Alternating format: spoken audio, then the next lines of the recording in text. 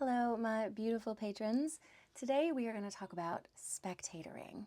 And this is something that happens when we are kind of watching ourselves have sex rather than actually being in our bodies and enjoying the sex that we're having.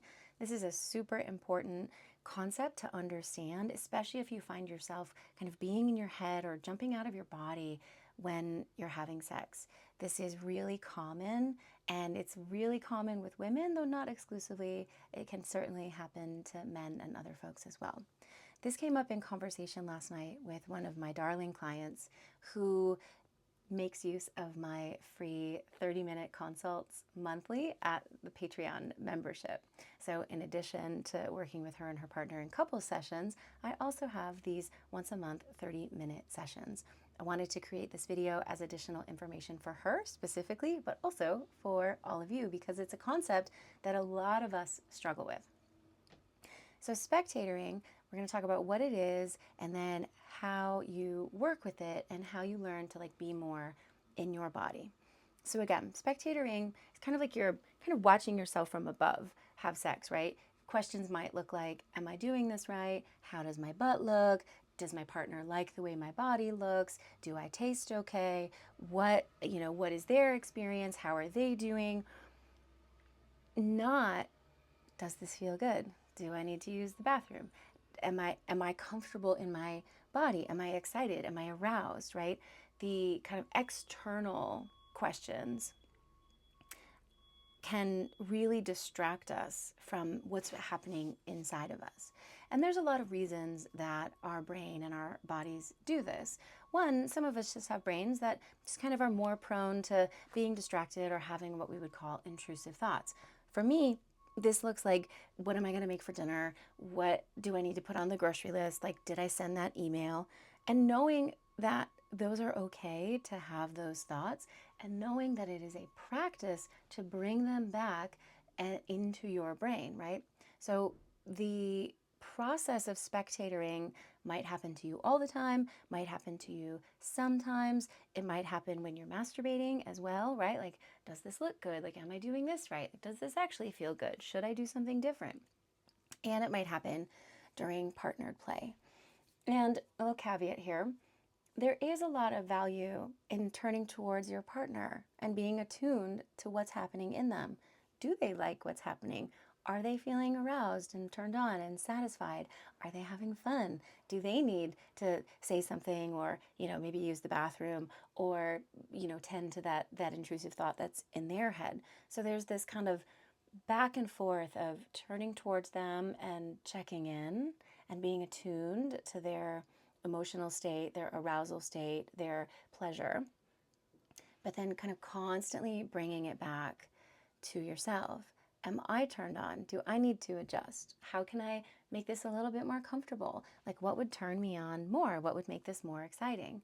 So the practice of, we may never get rid of spectatoring because, again, that's just how our brains are wired. They are wired to kind of jump around.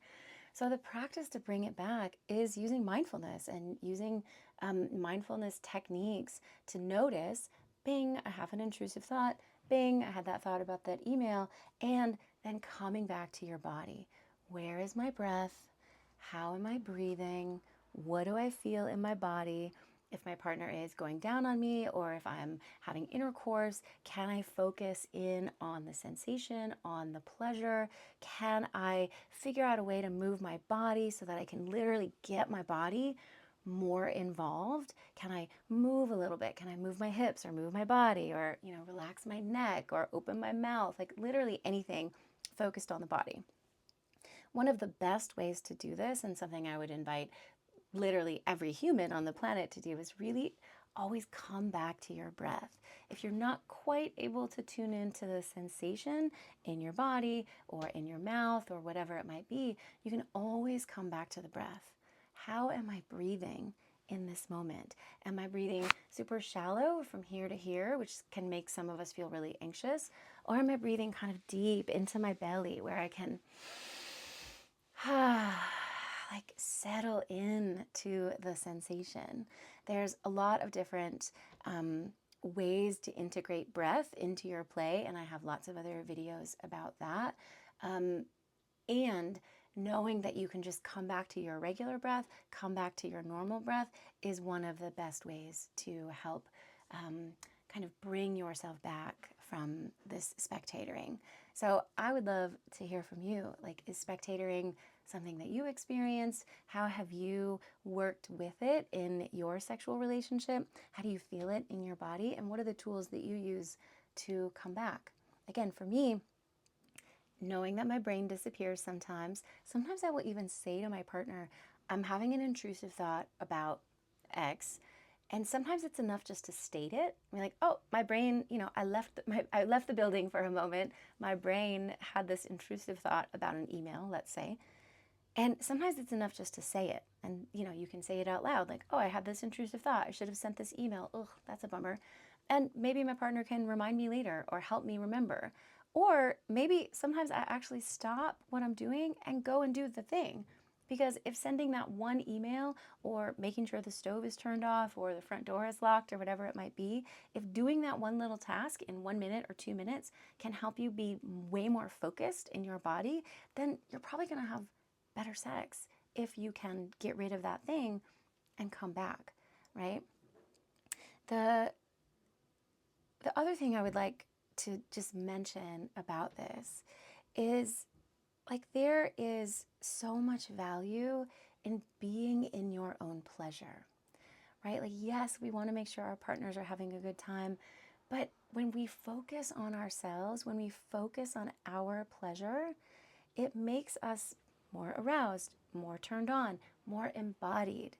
And the type of people I want to have sex with somebody who's super present and super embodied, right? I don't want a lover who's just going to lie there and kind of go along with the show or do something that they think I want. I want somebody who's going to be in their breath, in their body, in their pleasure, and help me facilitate that for them, but really be in it for them. That is super sexy, to have a lover who's like deeply in their body and knows their pleasure. Like, there's nothing sexier than that. So I leave you with that note, and if you have comments or feedback, please drop it in the comments below.